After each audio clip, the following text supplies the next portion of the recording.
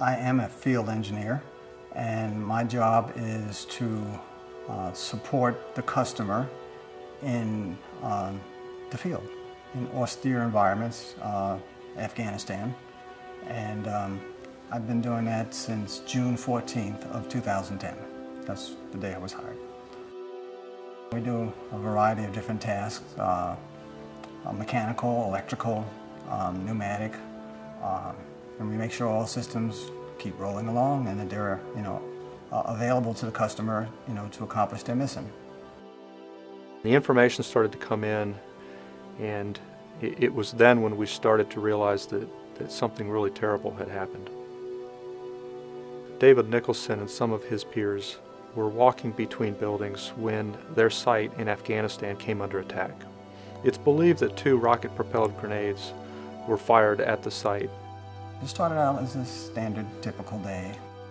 We had to bring down our blimp for lightning in the area, and that's never a good idea, but it's something that has to be done for safety.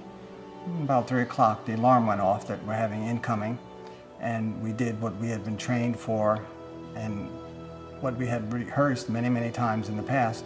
I filed out, and I didn't get very far, and I heard, something over my right shoulder. It was a scream, and it was the rocket coming, but I didn't know where it was going to land, so I just continued on my journey to the bomb shelter, and then I heard a loud explosion, and I was knocked unconscious. Environmental safety health takes on a very different perspective when you're dealing with employees who are deployed in war zones. Instead of being concerned about trips and falls and slips first, we're actually concerned about person-to-person attacks. In a war zone, you can only engineer out so much risk. There is risk inherent with being in the middle of a war. When I came to, I could look at my legs and see that they'd been badly damaged. Before I could do anything, the combat medics from the Army came, picked me up, put me on a gurney, and drove me to the nearest aid station, and then got me a helicopter, a medevac. And about that time, I passed out. I woke up 6 days later, and I was in Landstuhl Medical Center in Germany with the Army.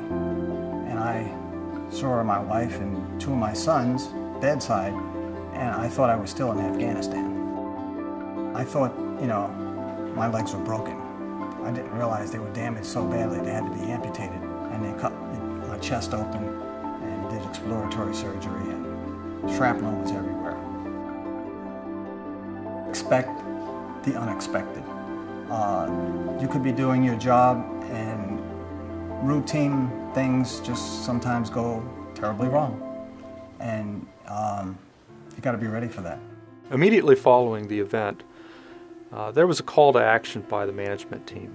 I was asked to lead a structured improvement activity to look at all the things that could be done to mitigate this from occurring again. Typically we talk about efficiencies and balance statements and tack time. We were talking about human life. There's nothing more important than that. We assembled over 35 action items to reduce the risk for our folks at the site. We successfully eliminated over 30% of the time that these employees are out and exposed. We looked at things like painting the basket white, putting up sniper screens. We also looked at the time of day that we perform these operations. Should we be doing this during the day, or can we do this at night? We looked at fortification for our buildings and things like overhead pre-detonation screens and the way the buildings were configured so that we have the best possible protection in place in the field on day one. The injury I suffered in Afghanistan changed my life completely. I'm not the same guy I used to be, and it's changed the way I see the world.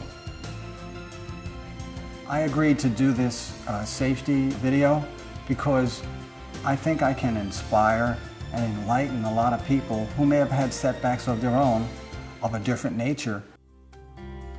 When the soldiers found out I had been injured and what base I was at and what customer I was supporting, they lined up literally out the door of the hospital to donate blood.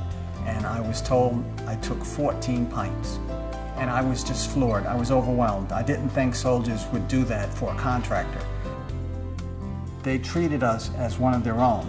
And I think if I could send a message to Lockheed Martin employees, remember who you're working for.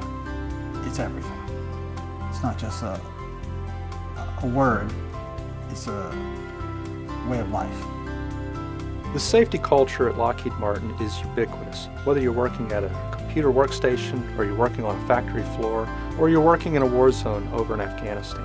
The desire for Lockheed Martin to see its employees go home at the end of each day in the same condition as they arrived at work is the same regardless of your task. This story of David Nicholson underscores the idea that even one injury is too many. And it really takes the collaborative effort of all of our employees at all levels, not just in ESH, but those performing the work, those overseeing the work, those in executive leadership, all coming together with a common purpose of a safe and healthy workplace. What keeps me going is tomorrow. What's going to happen tomorrow? I've had a second chance, and I've got to cherish every hour, every minute, every day, and do something meaningful, you know, to inspire other people. I wake up every morning and I say, I'm going to go at it and give it 110%.